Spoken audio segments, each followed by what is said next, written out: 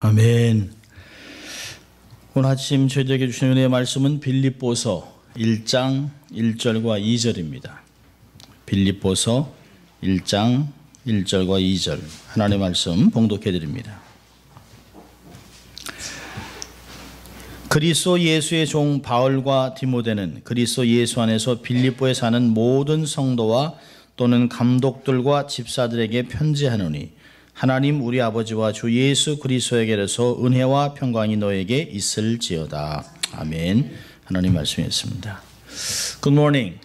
네, 좋은 아침입니다. 정말 사랑하는 사람을 또 이렇게 볼 수 있는 게 얼마나 감사한지 모릅니다. 자, 우리 한번 또 외쳐볼까요? 양손을 좀 가슴에 대고 또 우리 외칩니다. 나는 하나님의 특별한 사랑을 받은 사람이다. 같이 해봅니다. 나는 하나님의 특별한 사랑을 받은 사람이다. 나는 하나님의 특별한 사랑을 받은 사람이다. 믿습니까, 여러분? 환경과는 상관이 없습니다. 자, 또 외쳐보죠. 하나님을 기쁘시게, 사람을 행복하게. 그렇습니다. 우리가 늘 그렇게 삶을 살아간다면 세상이 얼마나 복되고 행복한 삶을 살아갈지 모릅니다. 우리를 이렇게 살아간다면 많은 사람이 우리를 만나고 싶지 않겠습니까? 우리를 볼 때마다 정말 이야기를 나누고 싶고 삶을 나누고 싶고 또 반가운 모습들을 우리에게 전해줄 것입니다.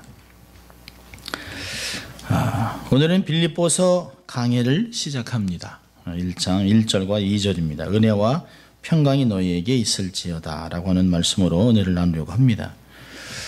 미국은 4월, 5월이 되면 고등학교 3학년을 둔 가정은 편지들을 받습니다. 편지를 받으면 그 평상시에는 뭐 우체부가 오든 말든 뭐 편지가 오든 말든 상관이 없지만 고등학교 3학년들이 그때 이제 뭐 대학 입학 원서를 내고 그리고서 이제 사람들이 편지를 그냥 눈이 빠져라라고 기다립니다. 그래서 그 받은 편지 때문에 웃기도 하고 울기도 하고 분노하기도 합니다. 큰 봉투에 congratulation 그러면 너무너무 좋은 거죠. 그런데 아무것도 안 쓰고 요만한 편지에 딱 편지가 써 있는데 쭉 쓴 다음에 I'm sorry to inform you 이러면 끝난 거예요. 이러면 안 된 거예요. 그러니까 이 편지 때문에 기쁘고 즐겁고 행복하고 또 부모님 입장에서는 지난 12년 동안 쏟아놨던 공이 어떻게 되겠느냐라고 하는 생각 때문에 또 자녀를 돕기도 하고 자녀들도 속상해하고 이런 것들을 봅니다. 평상시에는 뭐 우체부가 오든 말든 상관 안 쓰지만 2달 동안 아주 눈이 빠지게 기다립니다. 여러분 어떻게 편지를 좀 쓰시는 편입니까? 요즘은 손으로 쓰는 편지를 거의 받기가 어렵습니다. 옛날에는 뭐 좋은 편지지 뭐 이런 걸 많이 따졌습니다만은 편지지가 요즘 무슨 상관이 있겠습니까? 쓰지도 않는데.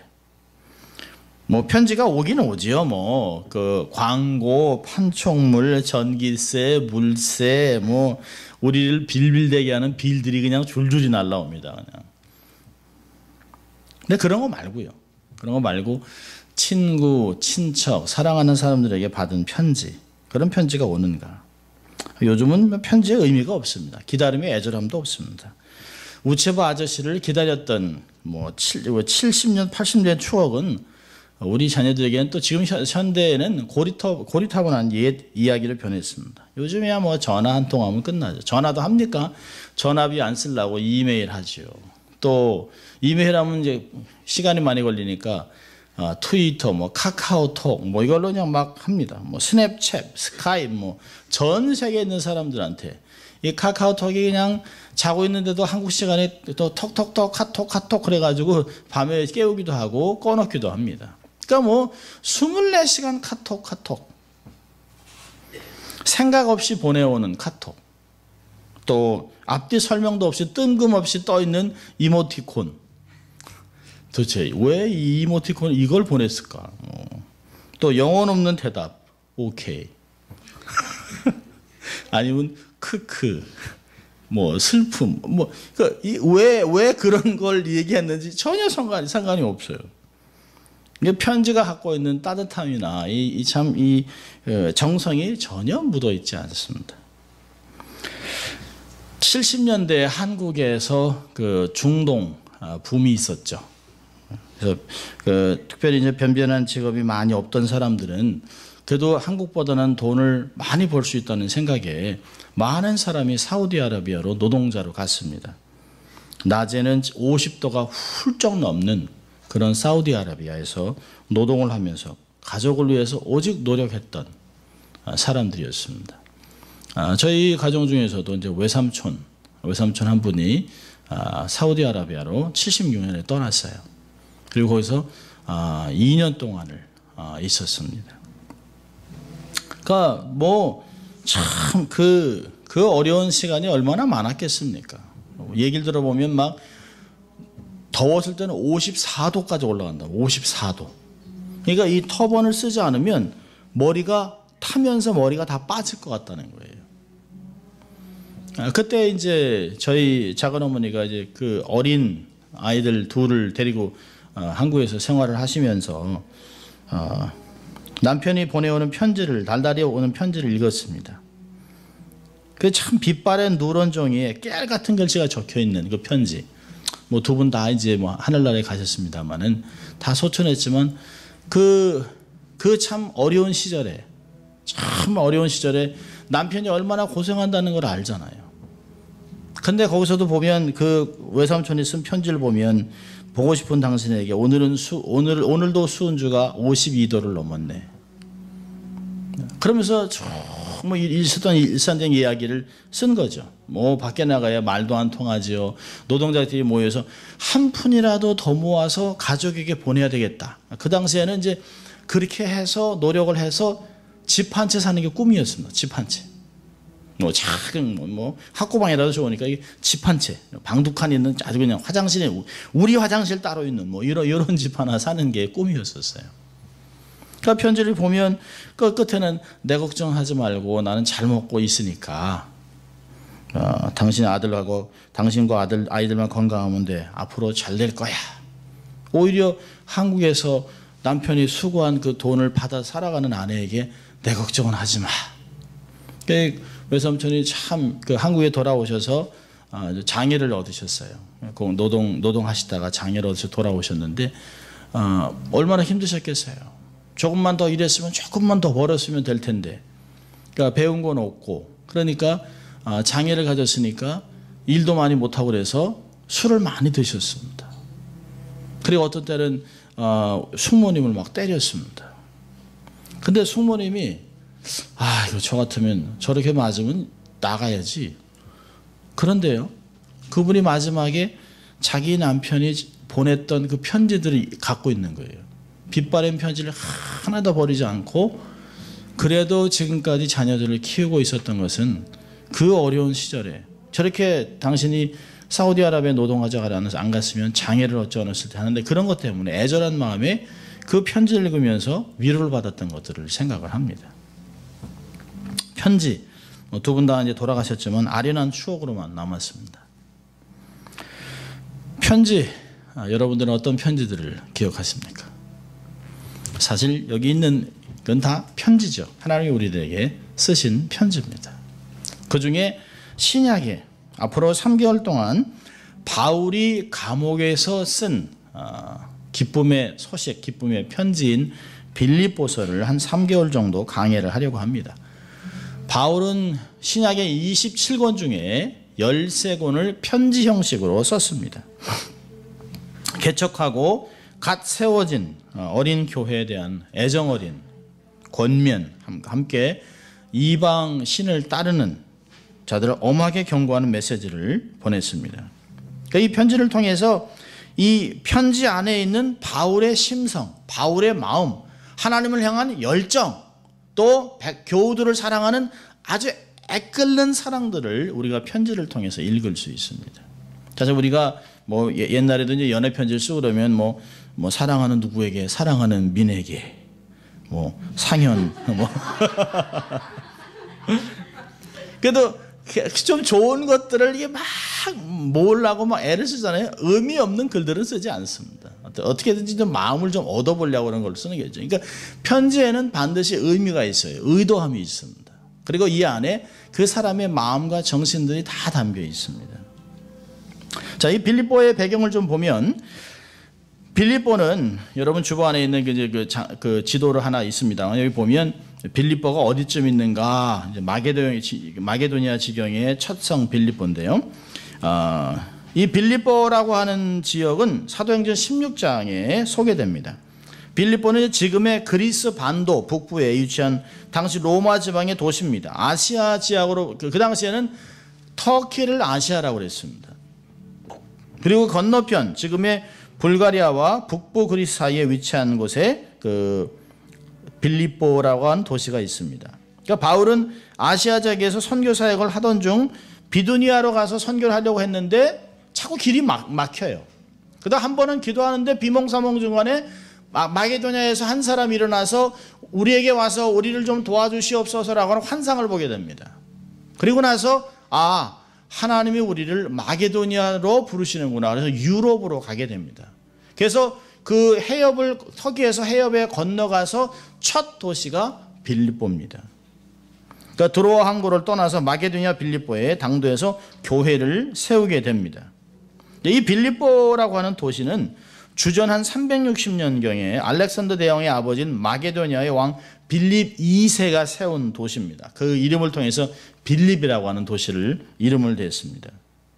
이 빌립보는 당시에 로마의 태역 장군들이 이주해서 살던 곳입니다. 로마 식민지지만 로마의 축소판이에요. 그러니까 로마 시민의 자부심과 특권인 유스 이탈리쿰이라고 하는 것이 살아있습니다. 그러니까 로마 시민으로서 로마의 식민지지만 로마의 완전한 법이 통치되고 있습니다.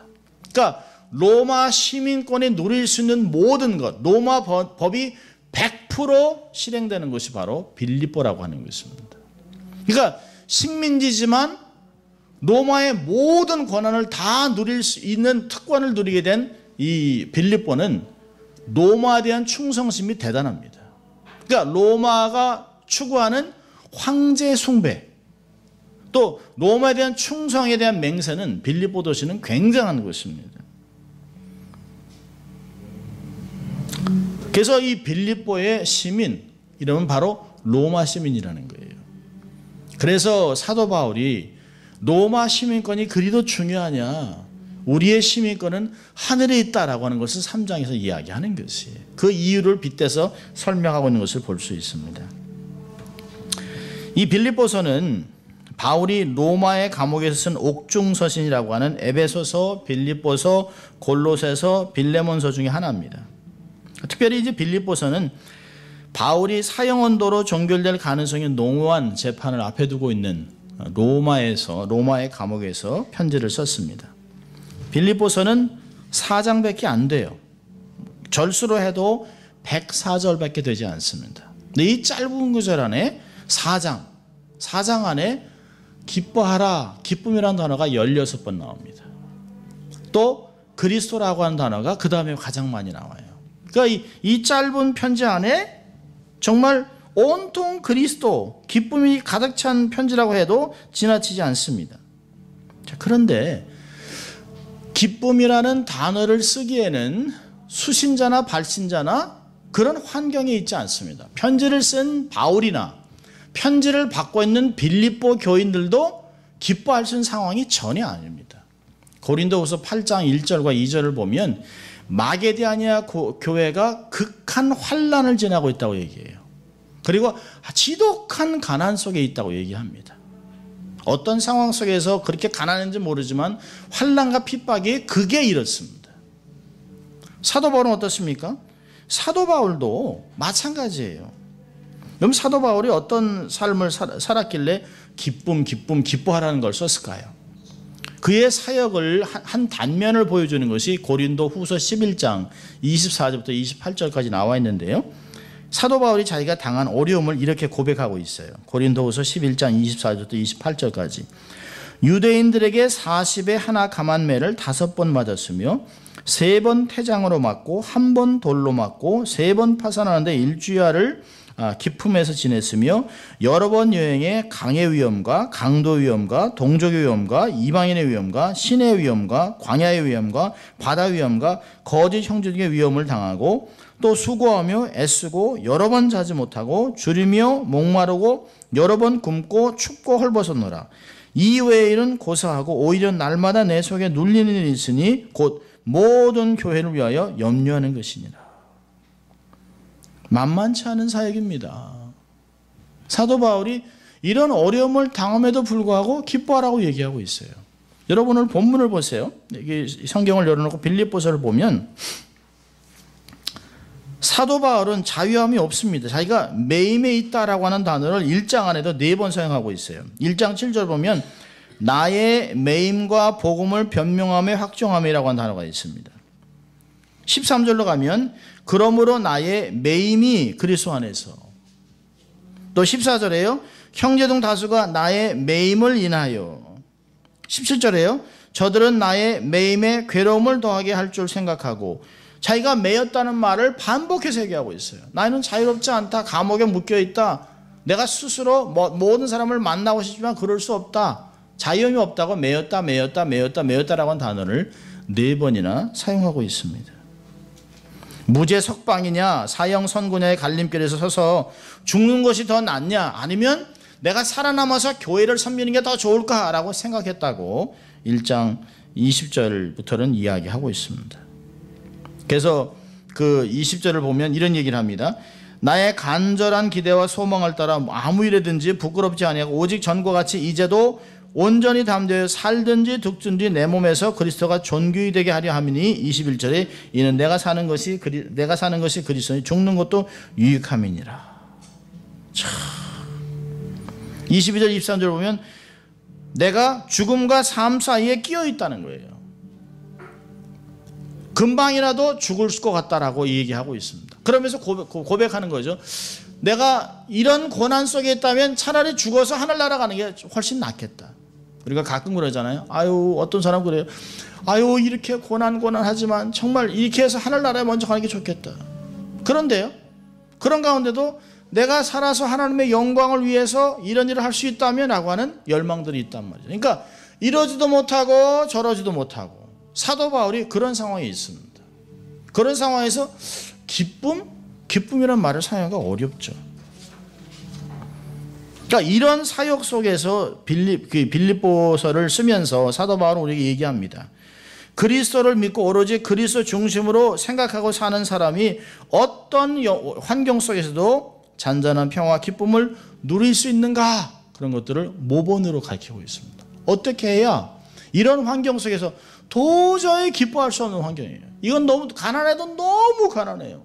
핍박을 받아도 너무 핍박을 많이 받아요. 그러니까 로마 정부에 충성하기 위해서 로마 황제를 숭배하면서 황제가 그리스도다, 황제가 우리의 주인이다라고 고백할 때 예수는 우리의 그리스도라고 그러니까 이들을 다 잡아 죽이려고 했어요. 얼마나 심한 핍박을 받았겠습니까?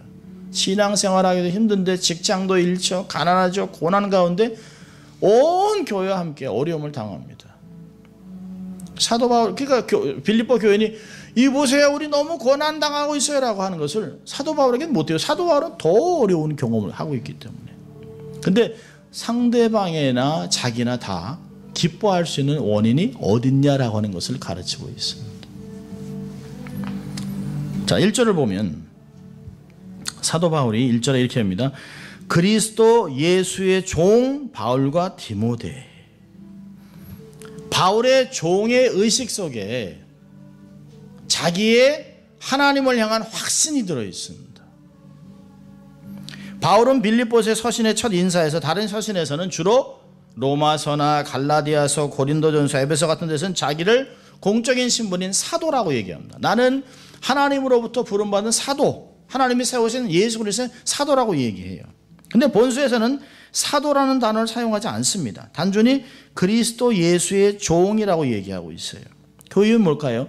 빌립보 교회는 자기가 세운 교회이기 때문에 자기가 사도권을 증명할 이유가 없어요. 다 알고 있어요.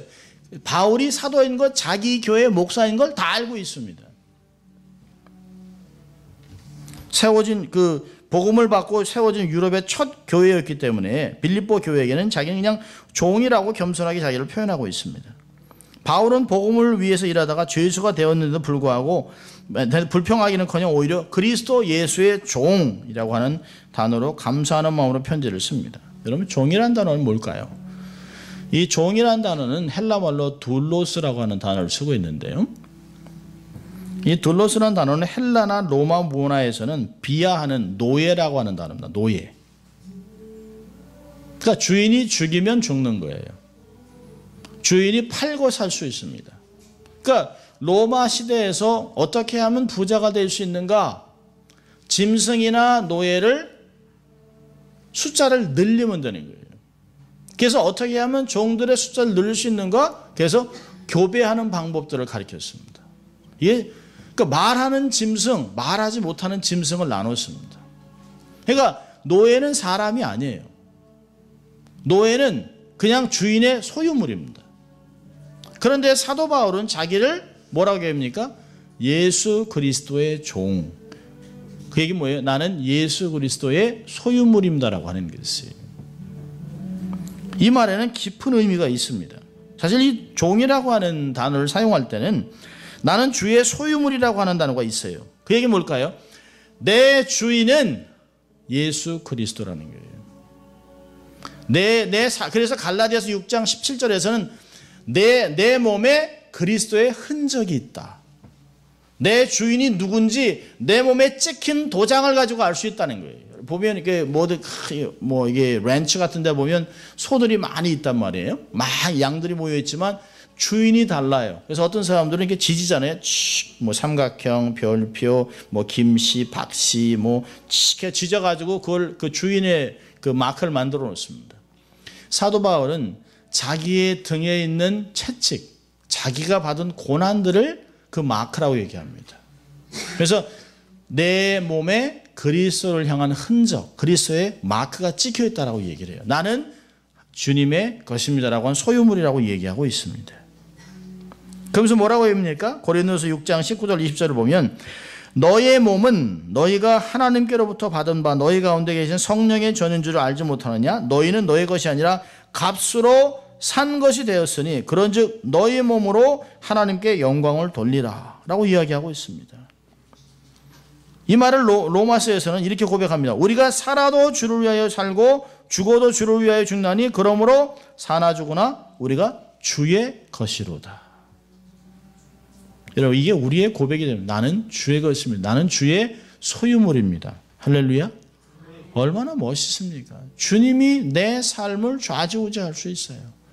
내 삶에 성령의 인으로 도장을 찍어놨습니다. 사단이 우리를 딱 보면 주님의 것, 주님께 소유되어 있는 세상과 다른 많은 사람들 중에 여기는 주님의 것. 많이 세상 사람 모르지만 하나님의 눈에는 사단의 눈에는 하나님의 것, 세상 것 다르게 분류되어 있다는 거죠.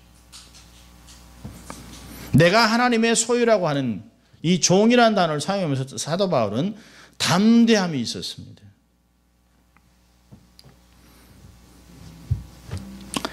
또 하나는요, 사실 비하된 단어이기도 합니다만은 또 하나는 사도 바울은 구약의 전문가입니다. 랍비입니다. 바리새인입니다. 어려서부터 대단한 그 구약을 공부했던 사람이에요. 최고의 당대의 율법 학자입니다. 그렇다면 사도 바울이 사용한 종이라고 하는 단어는 분명히 주의 종이라고 하는 구약에 있는 단어를 사용한 것이에요. 에베드 아도나이라고 하는 단어를 사용하면서 히브리어 신약 성경에도 이 단어를 동일하게 사용하고 있습니다. 이 단어가 누구에게 쓰였을까요? 구약에서는 모세, 여호수아, 이사야, 예레미야 모든 하나님의 구속사에서 쓰임받았던 모든 종들을 하나님의 종이라고 얘기하고 있습니다. 하나님의 종 모세, 하나님의 종 눈의 아들 여호수아 이렇게 종이라는 단어를 사용하고 있습니다. 그렇다면 내가 하나님께 속해 있는 복종해야 되는 하나님의 소유물이기도 하지만 하나님의 구속사에서 쓰임받는 하나님의 일꾼이라고 하는 자부심도 있었다는 것이에요. 자신을 하나님의 구원사에 쓰임받는 청지기임을 확신하고 있습니다. 이러한 놀라운 자의식이 환경을 초월하는 힘을 갖게 한 것입니다. 속에서부터 터져나오는 샘물과 같은 기쁨과 열정을 가질 수 있었던 것이에요. 환경과는 전혀 상관이 없습니다. 왜 사도 바울이 고린도후서 5장 17절에 그리스도 안에 있으면 새로운 피조물이라 이전 것은 지나갔으니 보라 새 것이 되었도다. 새로운 창조물이 됐다고 하는 것을 말하고 있을까요? 이것이 자기의 신분을 통해서 건강한 자의식이 확인된 것이에요. 건강한 자의식이 뭘까요? 내 몸에 어떤 환경이나 어떤 내가 갖고 있지 못한 이런 것 때문에 안타까워하는 것이 아니라 내 안에서 환경과는 상관없이 내 안에서 역사하는 바른 길로 올바른 길로 인도하는 영적인 나침반 역할을 하는 것이에요. 여러분 나침반 보세요. 나침반을 이렇게 물에 띄워놓으면 물이 출렁이가 이렇게 막 흔들리면 흔들리는 것 같지만 딱 세워놓으면 결국엔 방향을 정확하게 얘기를 해요. 그 나침반 때문에 항해를 하는 것이에요. 우리 안에 하나님이 나의 하나님, 내가 하나님에 속해 있는 일꾼, 하나님의 사역 속에 사용받는 청직이라고 하는 이 종의 의식을 갖고 있었던 사도 바울은 환경을 초월하는 기쁨을 소유했다는 것입니다. 우리 예수 믿는 사람들이라면 모두가 하나님의 종입니다. 예수 그리스도의 종이에요. 그렇다면 환경에 좌우돼서는 안 된다는 것입니다. 자, 이 두 번째로 이 그리스도 예수의 종 바울이 편지를 쓰고 있는 사람들이 누굴까요? 편지를 받는 사람들은 그리스도 예수 안에서 빌립보에 사는 모든 성도라고 얘기하고 있습니다. 특별히 또 감독과 집사들, 리더들에게 편지를 썼습니다. 빌립보 교인들을 예수 그리스도 안에 있는 사람들이라고 얘기합니다. 여기도 줄 적어 놓으세요. 예수 안에서. 그리스도 예수 아니라고 하는 in Christ라고 하는 말은 바울의 신학을 여는 열쇠 같은 것입니다. 아주 중요한 사상인데요. 그리스도와 특별한 관계를 맺고 있는, 마치 요한복음 15장에서 얘기하는 나무와 가지, 뗄래야 뗄 수 없는 관계를 얘기하고 있습니다. 원래 이 성도라고 하는 단어는 언약적인 언어죠. 원래 하나님이 선택하고 약속해 주심을 힘입은 이스라엘을 거룩한 자들이라고 불렀습니다. 출애굽기 19장 5절과 6절을 보면 이렇게 얘기합니다. 세계가 다 내게 속하였나니 너희가 내 말을 잘 듣고 내 언약을 지키면 너희는 열국 중에서 내 소유가 되겠고 너희가 내게 대하여 제사장 나라가 되며 거룩한 백성이 되리라. 여기에 거룩한 백성, 성도라고 하는 게 있어요. 거룩한 백성이 되리라. 너는 이 말을 이스라엘 자손에게 고할지라. 그래서 이스라엘 백성을 거룩한 백성으로 따로 떼어놓았습니다. 그리고 열방을 위해서 구원의 역사를 감당하는 제사장 나라로 만들어놨습니다. 이 말을 베드로가 베드로전서 2장 9절에 이렇게 얘기합니다. 오직 너희는 택하신 족속이요 왕같은 제사장들이요 거룩한 나라요 그의 소유된 백성이니 이는 너희를 어두운 데서 불러내어 그의 기이한 빛에 들어가게 하신 자의 아름다운 덕을 선전하게 하려 하심이라. 그러니까 구약에서는 이스라엘 백성을 하나님이 따로 떼어놓고 거룩하게 하셔서 구원 역사를 감당하는 에이전트로 민족의 나라를 만들어 놓으셨어요. 신약에서는요, 예수 그리스도를 통해서 예수님을 믿는 선택된 백성인 교회를 거룩한 백성이요 하나님의 에이전트로 만들어 놨다는 것입니다. 그러니까 하나님께 받쳐져 세상에서 분리되어 있다는 것이에요. 우리는 세상에 있지만 세상에 속한 자들이 아니라는 거예요. 세상에서 지나가고 세상의 삶을 살아가지만 세상에서는 완전히 다른 거룩한 형상들을 갖고 있는 사람들입니다. 우리가 여기서 생각해 볼 것은 내용은 뭐냐면 신약의 크리스천들이 또 빌립보 교인들이 도덕성이 탁월하기 때문에 그들이 성도로 부름을 받은 것이 아니라는 것이. 우리가 탁월한 자들이기 때문에 우리가 삶이 남들보다 아주 깨끗하고 정결하고 정말 최고의 시민으로 삶을 살아가기 때문에 크리스찬이라고 부르냐? 그렇지 않습니다. 단지 우리가 예수 그리스도 안에 있는 구원을 받은 자들이기 때문에 하나님이 성도라고 불러주는 것이에요. 그렇다면 우리는 이름에 걸맞는 삶을 살아야 될 의무가 있다는 것이죠. 거룩한 자답게 거룩하라는 말씀이 내포되어 있는 것이에요. 이름에 합당한 삶을 살아내야 합니다. 부패하고 어두운 세상에서 빛으로 썩은 냄새가 나는 썩어가는 곳에서 소금의 역할을 감당하는 삶을 살아내야 합니다. 부르심을 확인해야 될 필요가 있어요. 나는 그저 이렇게 흐르는 물에 쓸려가는 그런 사람들이 아니라는 것이죠. 우리는 환경을 바꾸는 자들이에요. 트랜스포머들입니다. 정말 진정한 true transformer, 세상을 바꾸는 자들입니다. 우리가 그리스도 안에 있기 때문에 성도가 되어진 것이에요. 이름에 맞게 걸맞게 정말 나는 부족하고 연약하지만 성도라고 하는 것을 갖고 있기 때문에, 여러분 힘이 약하고 체격이 좀 작도 하더라도, 좀 시력이 나쁘다 할지라도 그 사람이 경찰복을 입고 있다면 그 사람은 경찰의 권위를 갖고 있어요. 경찰청과 온 나라가 그에게 경찰이라고 하는 권위를 부여한 것입니다. 우리가 좀 영어도 부족하고 재력도 좀 딸리고 많은 부분에서 많이 부족하다 할지라도 우리가 예수 그리스도를 입고 있는 사람이라면 하늘나라의 권위를 부여받은 사람들이라는 것이에요. 그것을 환경 속에서 흔들리면 안 된다는 거죠. 정말 나는 하나님의 택한 백성, 거룩한 나라, 이 세상을 반드시 바꿔나가야 되는, 영향력을 주는, 영향을 받는 자가 아니라 영향력을 주고 살아가는 사람이라는 것을 늘 잊지 말아야 된다는 것입니다. 그런 사람들에게 바울은 2절에 이렇게 축복을 합니다. 하나님 우리 아버지와 주 예수 그리스도에게서 은혜와 평강이 너희에게 있을지어다. 여러분 대단한 고백입니다. 바울은 하나님 아버지가 은혜와 평강의 원천이고 우리 주 예수 그리스도가 그들의 중보자임을 나타내고 있습니다.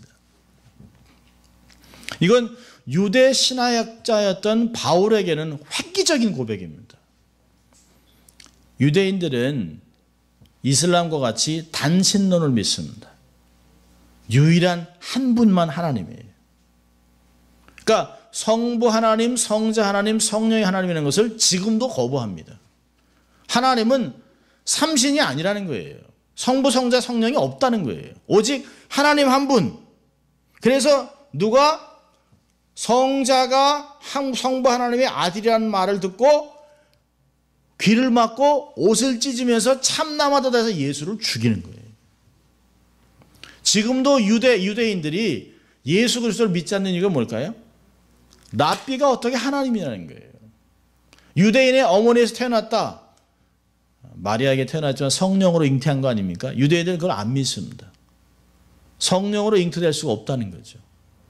그 어머니 마리아도 유대인이었고, 유대인 어머니에 태어났으면 유대인이고, 자라면서 사람들에게 랍비라는 이름도 들었으니까 랍비였는데 그 랍비가 타락해서 기독교를 만들었다는 거죠.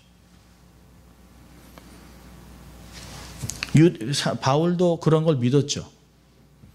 그래서 사울이었을 때 예수 믿는 자들을 다메섹 도상에 가서 잡아 죽이려고 하다가 예수를 만나요. 그리고 그의 신학이 확 바뀌어버립니다. 눈에 비늘이 벗겨지면서 예수님이 하나님이라는 걸 발견해요. 그리고 오늘 같은 고백을 하는 거예요. 보세요. 단신론을 주장했던 유대인 랍비가 이위일체론의 표현을 합니다. 하나님 아버지와 주 예수 그리스도에게서 은혜와 평강이 온다는 것이에요. 굉장한 것이, 이것이 발전해서 고린도의 교회 가서는 성부, 성자, 성령의 삼위일체론을 이야기합니다. 주 예수 그리스도의 은혜와 하나님의 사랑과 성령의 교통하심이 너희 무리와 함께 있을지어다 라고 사도 바울이 축도를 합니다. 굉장한 것이죠. 굉장한 것이에요. 유대 신학적인 배경을 갖고 있으면서 동시에 유대교적인 관점에서 볼 때 놀라운 신학적 혁명이 아닐 수 없어요. 어떻게 이런 고백을 할 수 있었을까요? 부활하신 예수 그리스도가 하나님임을 다메섹 도상에서 확실히 경험했습니다. 그리고 그가 하나님이 삼위 있다는 걸 알게 된 것이에요. 그렇게 알고 있었던 사도 바울이 빌립보에서 그렇게 고백하는 거예요. 하나님 우리 아버지와 주 예수 그리스도에게서 은혜와 평강이 너에게 있을지어다. 바울은 빌립보 교인들에게 은혜와 평강을 기원하고 있습니다. 이 두 가지 단어는 아주 중요한 단어예요. 은혜 때문에 우리의 삶에 평강이 있는 것이에요. 이 헤세드라고 하는 무조건적인 사랑. 이 우리가 그 룻기에서 배웠잖아요. 무조건적인 사랑이지만 헤세드라는 건 뭔가요? 하나님과 백성들 사이에 조건적으로 무조건 베풀어 줘야 되는 사랑입니다. 하나님이 하나님 백성들에게, 언약 백성들에게 아무 조건도 없이 우리가 잘하면 더 잘해주고 못하면 못해주는 그런 것이 아니라 하나님이 우리와는 상관없이, 우리의 조건과는 상관없이, 우리의 신앙의 어떤 기복과는 상관없이 무조건적으로 우리를 예수 그리스도 안에서 축복해주는 사랑, 그것이 은혜입니다. 이 은혜를 통해서 우리의 삶에 평강이 온다는 것이에요. 얼마나 놀랍습니까? 기독교적인 의미에서 은혜란 하나님께서 인간에게 값없이 자발적으로 주시는 절대적인 헤세드, 그 자애를 가르치고, 평강, 샬롬이란 그리스도 예수의 피로 인해서 하나님과 인간 사이에 적당한 관계가 해결된 완전히 하나님과의 평강, 하나님과의 샬롬, 사람들과의 샬롬을 누리는 것을 이야기하고 있습니다. 은혜와 평강, 이보다 값진 인사말이 어디 있겠습니까? 하나님이 주시는 세상의 어느 곳에서도 은혜와 평강을 누릴 수 없어요. 요한복음 14장 27절에 이런 말씀했습니다. 평안을 너에게 끼치노니 곧 나의 평안을 너에게 주노라. 내가 너에게 주는 것은 세상이 주는 것 같지 아니하니라. 너희는 마음에 근심도 말고 두려워하지도 말라. 평안은 오직 예수 그리스도만을 통해서 오는 것이에요. 우리는 편안함을 추구하는 것이 아닙니다. 평안과 편안함은 단지 이은과 니은자의 차이예요. 근데 우리는 신앙생활 하면서 평안보다는 편안함을 자꾸 누리려고 합니다. 하나님이 우리의 삶을 온전한 자리에 움직이기 위해서 우리를 흔들어요.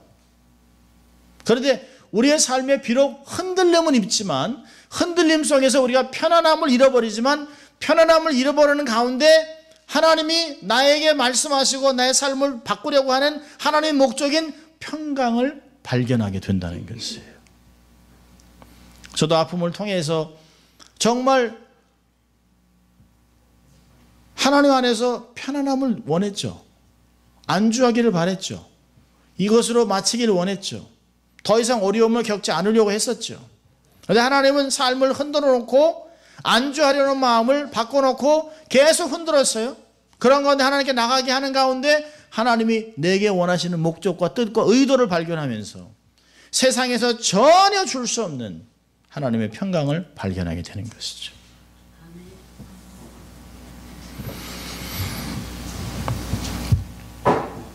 세상엔 알지도 못하고 줄 수도 없는 평안, 은혜를 이야기하는 것입니다. 모든 성도들은 그리스도 안에서 이런 놀라운 축복을 평생 경험하고 살아가는 것이에요. 이런 것을 확신했던 사도 바울은 메인 몸에서도 감옥에서도 감사가 넘치는, 오히려 자유함 가운데 살아가고 있는 사람들에게 감옥 속에서 기쁨의 편지를 쓰고 있는 것입니다. 평강을 받고 은혜를 나누고 은혜와 평강을 빌어줄 수 있는 관계, 이것이 교회 안에 있는 성도들의 모임이라는 것이에요. 누가 평강과 은혜를 깨닫겠습니까? 지나가 예수를 전혀 모르는 사람들에게 은혜와 평강을 얘기할 때 그들이 뭘 이야기하겠어요? 그들에게는 돈이 더 필요하고 빵이 더 필요하고 권력이 필요하고 권세가 필요하고 그러기 위해서 전쟁하는 거 아닙니까? 저들은 정말 아이시스나 이 모든 테러리스트는 평강을 위해서 싸우는 사람들이 아니에요. 은혜를 위해서 싸우는 사람이 아닙니다. 그들은 권력을 거머쥐기 위해서 사람들을 칼로 다스리고 있는 것이에요. 그래서 세상은 평안을 이해할 수 없다는 것이죠.